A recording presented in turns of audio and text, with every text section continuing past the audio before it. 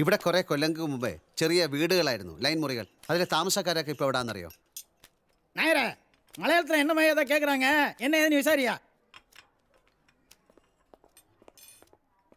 എന്താ വേണ്ടേ? ഞാൻ പാലക്കാട് നിന്ന് വരിക. ഓ, പണ്ട് ഈ ഹോട്ടലിൽ ഇരിക്കുന്ന സ്ഥലത്തൊക്കെ ചെറിയ വീടുകളായിരുന്നു. എൻ്റെ ഒരു പരിചയക്കാരൻ ഇവിടെ താമസിച്ചിരുന്നത്. അയാളെ കാണാൻ വന്ന അയാൾ എങ്ങോട്ടാ മാറിയെന്ന് എനിക്കറിയില്ല. പണ്ടെന്ന് പറയുമ്പോ 10-18 കൊല്ലം മുമ്പാ. അയ്യോ, 18 കൊല്ലം മുമ്പുള്ള സ്ഥലമൊക്കെ ഇപ്പൊ വന്ന് അന്വേഷിച്ചാൽ എങ്ങനെയാ? സിറ്റി മുഴുവൻ മാറിക്കൊണ്ടിരിക്കുക. ഞങ്ങൾ ഈ ഹോട്ടൽ തുടങ്ങിയിട്ട് തന്നെ 6 കൊല്ലം കഴിഞ്ഞു. അതിനു മുമ്പുള്ള കാര്യങ്ങള് ഒരു കാര്യം ചെയ്യേ, ഈ റോഡിന്റെ അങ്ങേയറ്റത്ത് പൂക്കട നടത്തുന്ന ഒരു മാമിയുണ്ട്. അവരിവിടെ പണ്ടേ ഉള്ളതാ, അവർക്കറിയുമായിരിക്കും. താങ്ക്സ്. ஹலோ சுந்தரேசனா? ஆமாப்பா, பூக்கார மாமி பேசுறேன். இப்போ ஏஆர் பேக்கரி இருக்க அந்த இடத்துல ஏற்கனவே குடிசையெல்லாம் இருந்துச்சு. அதுல ஒரு டிரைவர் தம்பி, மலையாளக்கார தம்பி இருந்துச்சு. அது பேர் என்னப்பா? செய்தலி. செய்தாலின்னு பேரு. அவரு சினிமா கம்பெனில கார் ஓட்டி இருந்தார்லப்பா. அவர் இப்ப எங்க இருக்காருன்னு உனக்கு தெரியுமா? அவரை தேடி ஊர்ல இருந்து ஒரு தம்பி வந்திருக்கு. அவருக்கு அந்த அட்ரஸை சொல்ல முடியுமா? சரி சரி சரி, இப்பவே அனுப்பி வைக்கிறப்பா. பக்கத்து தெருவில் 40ஆம் நம்பர் வீட்டில் ஒரு ஆபீஸ் இருக்கு. அங்க சுந்தரேசா இருக்கா, அங்க போ சாமி. ഈ സുന്ദരേശൻ യാര്? அடாடா, சொல்ல மறந்துட்டேனே. அவரு சினிமா கம்பெனில எக்ஸ்ட்ரா சப்ளையரா இருந்தாரு. அவரு கொஞ்சம் தண்ணி கேஸு. எப்பா அதிகமா காசு கொடுக்காதப்பா. ஏங்க என்ன வேடி பார்த்துட்டு இருக்கீங்க? போங்க போங்க, நாங்க தறி பிடிச்சு போங்க. போங்க போங்க, ஷூட்டிங் டைம் ஆகுது, கூப்பிடுறாங்க பாரு. போங்க. அது சொல்லி தந்தாலும் நீங்கள் கண்டுபிடிക്കാൻ വളരെ കഷ്ടமா இருக்கும். அதே வலசரவாக்கம் பக்கத்தில் ஒரு சிறிய சந்தானம். സുന്ദരേശൻ കൂടെ വന്നാലേ നമുക്കൊരു ഓട്ടോ പിടിച്ചു പോവാം. അതേ ഓട്ടോയിലെ തിരിച്ചു കൊണ്ടുവിടാം. வரலாம். പക്ഷേ എനിക്ക് ഒരു കടയിൽ കുറച്ച് കാശ് കൊടുക്കണം, 300 രൂപ. അത് കൊടുത്താലേ ഞാൻ ഫ്രീ ആകും. അത് ഞാൻ തരാം. അണ്ണാത്തേ வாங்க போலாம். അല്ല, കടയിൽ കാശ് കൊടുക്കണ്ടേ? அது திருச்சி வந்து கொடுத்தா போறே. ஆட்டோ ஆட்டோ வாங்க அண்ணாத்தே.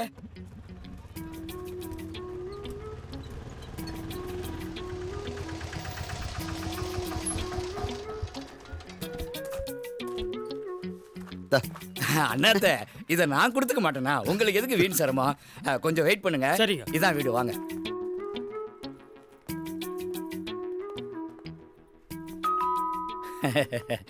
டாக்ஸி பண்ணியாக்க அவர் விட்டாச்சு. மக்களொക്കെ பெரிய நிலையில் ஆயிலே. மூத்தவன் அது டி நகரில் செருப்பு கடை வச்சிருக்காரு. சின்னவன் டிரான்ஸ்போர்ட்டில் கண்டக்டர்.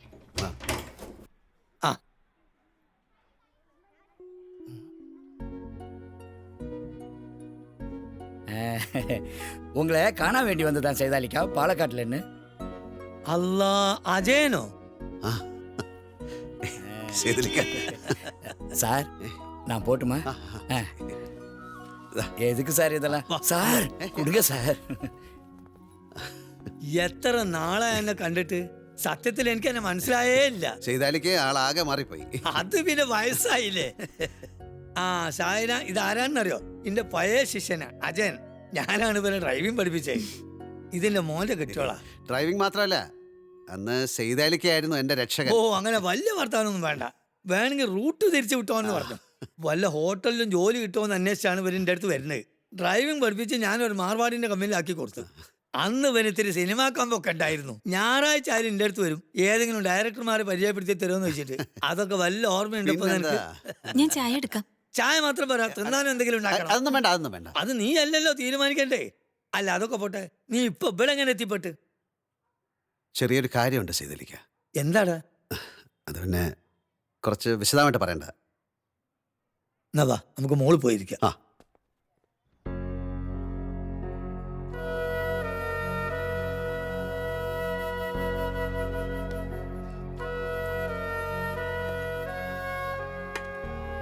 ചായ കുടിക്കേ. പടച്ചോൻ വല്യോനാ, അതുകൊണ്ടാണ് എന്നെ എൻ്റെ അടുത്ത് തന്നെ എത്തിച്ചേ. നീ ഈ പറഞ്ഞ കുട്ടിയെ എനിക്കറിയാം, നന്നായിട്ടറിയാം. ശാന്തി എന്നാണ് അവളുടെ പേര്. ഡാൻസ് ട്രൂപ്പിലായിരുന്നു. ഈ സിനിമയിലെ നായികാനായകന്മാർ പാട്ട് പാടുമ്പോൾ പിന്നെന്ന് കുറെ കുട്ടികൾ ഡാൻസ് ചെയ്യല്ലോ, അതിലൊരു.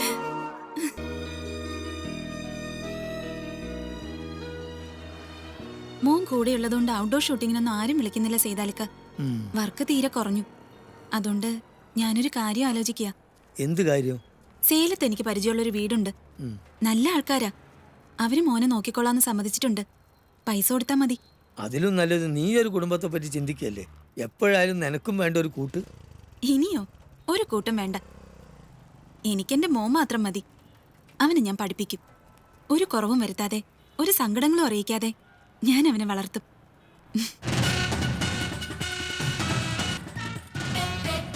ഓക്കേ വായിക്കാം.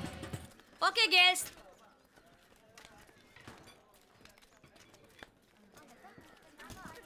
ആ പാക്കപ്പായി, നീ വണ്ടി എടുത്ത ചെല്ലി.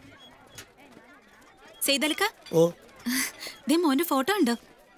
സേലത്തുനിന്ന് അവരയച്ചതാ.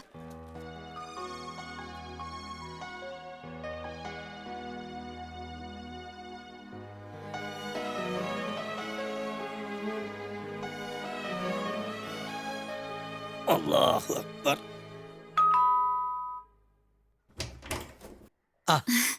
ഞാൻ കൊടൈക്കനാൽ വരെ ഒന്ന് പോവാ സെയ്താലിക്ക. ഒരു തെലുങ്ക് പടം, 3 പാട്ടുണ്ട്. 10-12 ദിവസം കഴിഞ്ഞേ വരൂ. അപ്പോഴേക്കും ഒരു വീട് നോക്കി വെക്കോ. ഒരു ചെറിയ ഫ്ലാറ്റ് ആയാലും മതി. അതെന്താ, നിന്നെ ഹോസ്റ്റലിന് ഇറക്കി വിട്ടോ? അതല്ല, ഏ മോനെ ഞാൻ ഇങ്ങോട്ട് കൊണ്ടുവരാൻ പോവാ. ആ. ഈ ആഴ്ച അവന്റെ പരീക്ഷ തുടങ്ങും. ഇപ്പൊ 10ലാണല്ലോ. +1 ഇവിടെ ചേർക്കണം. സീറ്റൊക്കെ ഞാൻ പറഞ്ഞു വെച്ചിട്ടുണ്ട്. നന്നായി മോളെ. ഒരിത്തിരി വാടക കൂടിയാലും കുഴപ്പമില്ല. നല്ല വൃത്തിയുള്ള വീടായിരിക്കണം. അതൊക്കെ നമുക്ക് ശരിയാക്കാം, നീ പോയി വാ. വന്നാ പിന്നെ ഒന്നിനും നേരം ഉണ്ടാവില്ല. പരീക്ഷ കഴിയുന്ന ദിവസം ഞാൻ അവിടെ എത്തിക്കോളാന്നാ കാർത്തികിനോട് പറഞ്ഞിരിക്കുന്നത്. ഷൂട്ടിംഗ് കഴിഞ്ഞ് തിരിച്ചെത്തുമ്പോഴേക്ക് വീട് ഇവിടെ റെഡി ആയിരിക്കും. പോരെ? മതി.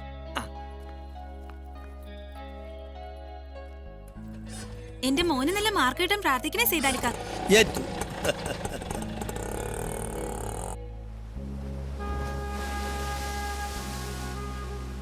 പറഞ്ഞതിലും നേരത്തെ അവൾ തിരിച്ചു വന്നു. ഒരു ആംബുലൻസിൽ ഷൂട്ടിങ്ങിനിടയിൽ കാല് തെറ്റി കൊക്കയിലേക്ക് വീണതാ. 3 ദിവസം ഇവിടെ ICUവിൽ കിടന്നു. മരിക്കുന്ന ഉറപ്പായപ്പോൾ അവൾ പറഞ്ഞു, പരീക്ഷ കഴിഞ്ഞത് വരെ മോൻ അറിയിക്കേണ്ടെന്ന്. ഞാനാണ് അവനെ സേലത്തുനിന്ന് കൊണ്ടുവന്നത്. ഇതൊക്കെ കേട്ട് കഴിഞ്ഞപ്പം ഓൻ കരഞ്ഞില്ല, തളർന്ന് വീണില്ല. മരവിച്ച പോലെ ഒരൊറ്റ ഇരിപ്പാ.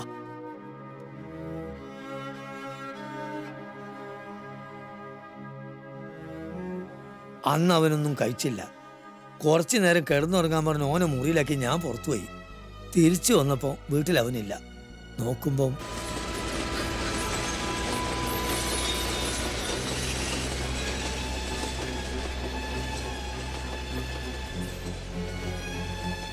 എന്താ മോനെ ഇവിടെ വന്നിട്ട്? വാ. അവനോട് ഞാനൊരു നുണ പറഞ്ഞു. നീ ആരുമില്ലാത്തവനല്ല, നിനക്ക് അച്ഛനുണ്ട്. പാലക്കാട്ടുകാരൻ ഒരു അജയനാണ് നിന്റെ അച്ഛൻ. നീ ജനിക്കുന്നതിന് മുമ്പ് നിന്റെ അമ്മയെ വിട്ടു പോയതാണ് അയാള്.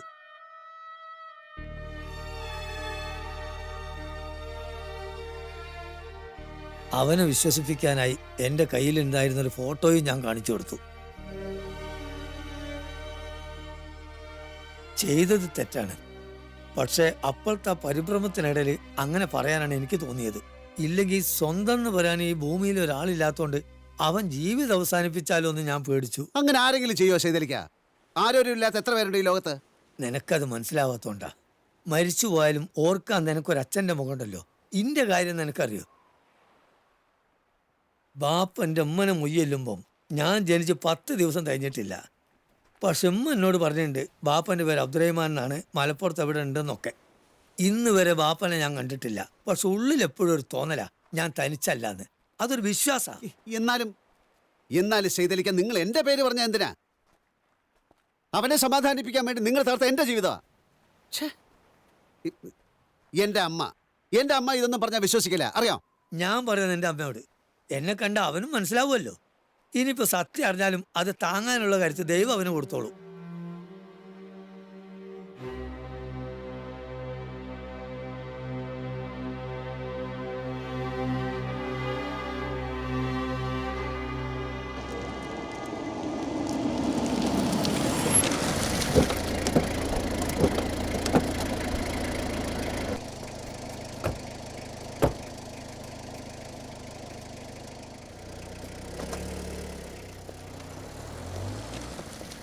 ഇത് ചെയ്തലിക്ക? അതെ. ചെന്നൈയിലുള്ള കാർത്തിക് എവിടെ? അവൻ ഇവിടെ നിന്ന് പോയി. ഇങ്ങോട്ട്? അറിയില്ല.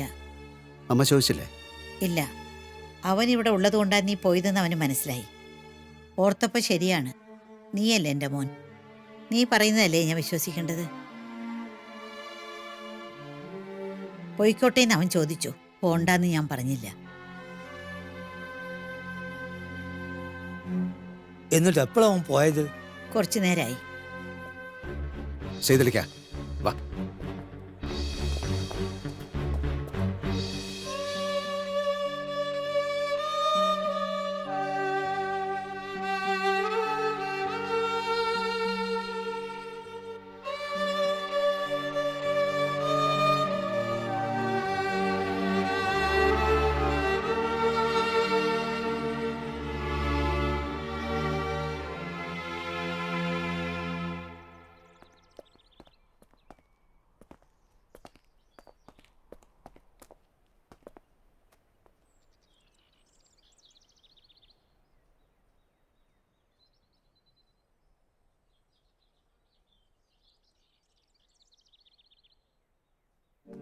ചെയ്തലിക്കെ കണ്ടപ്പോഴാണ്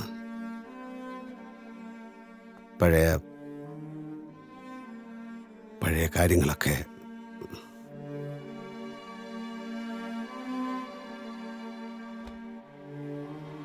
നീ എൻ്റെ മകൻ തന്നെയാണ്.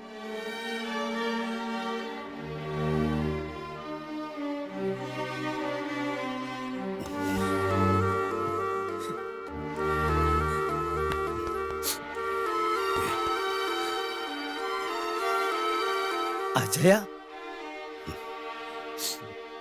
ചെയ്തലിക്ക പറഞ്ഞതാണ് ശരി. ഒക്കെ ഒരു വിശ്വാസമാണ്.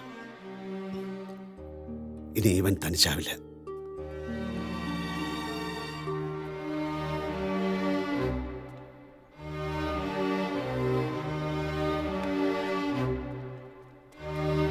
വാ.